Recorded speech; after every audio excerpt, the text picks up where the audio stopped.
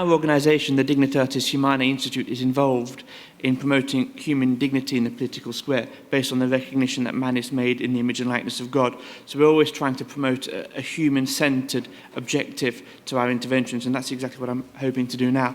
I want to make 3 points in response to the subject of this panel, and that is, so the first point is that to prioritise on energetically pursuing and punishing corruption. And Mr. Chairman, I will respond to what you said on that. The second point is that the Catholic principle of subsidiarity, which is to concentrate on bottom-up growth models, especially to working with civil society, with NGOs, with faith organisations, accepting, of course, a lot of these NGOs don't have the level of expertise which is necessary to fulfil some of the more complex projects which are going to be pushed under the PPP proposed here.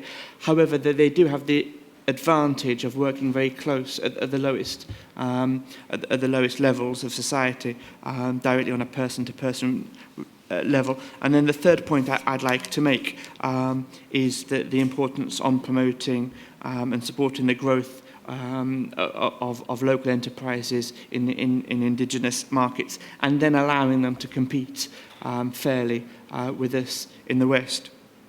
Now, I've got it's difficult to. If I can quote one thing, because in 3 minutes it's not easy to make to substantially support all of those 3 arguments.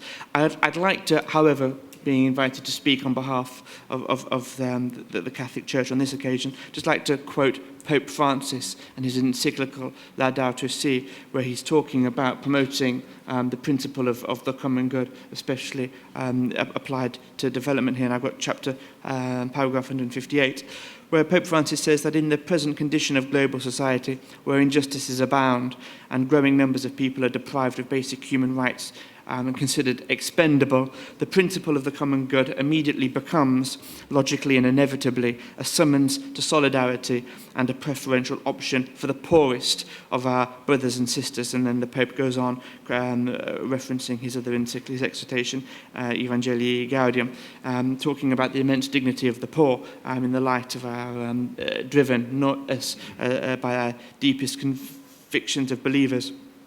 And those aren't just fuzzy words, because according to the Economist, the total church contribution in the development sphere alone was in 2010 170 billion. That's an enormous, of which 6% of that figure was spent domestically.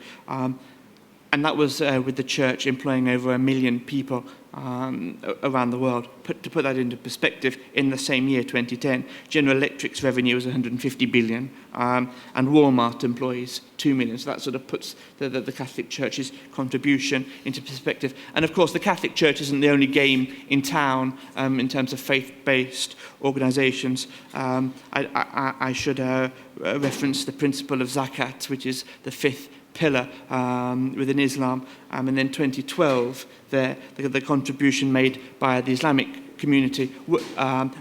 This is total charitable giving, not as the Catholic figure I quoted was specifically in development aid, but the principle of Zakat there in 2012 was a figure exceeding $200 billion. And in the United States alone, Protestants contributed some $236 billion in charitable giving. So there's the huge contribution that faith-based communities are able to make. And my final word would simply to be as a plea. Obviously, not an expert in leveraging or public-private partnerships in and of themselves. However, when I said I'd come back to the point about corruption, I saw that just 2 years ago, the UN was unable to trace 3.3 billion that it had allocated towards fighting the Ebola virus. So huge progress has been made, especially with that the internet allows for transparency and for following. but it's not watertight. And there's always going. I know you said, Mr. Chairman, that the idea of catering specific tenders to a preferred applicant has been much reduced because of transparency, but it's still definitely something to bear in mind. And then I'll just finish my remark once again, as I should do, representing here the Institute for Human Dignity, always asking that whatever we do in the world, we remember that the fundamental object of what we're trying to do, what we're trying to help, is the person, the human person. That's got to be the objective.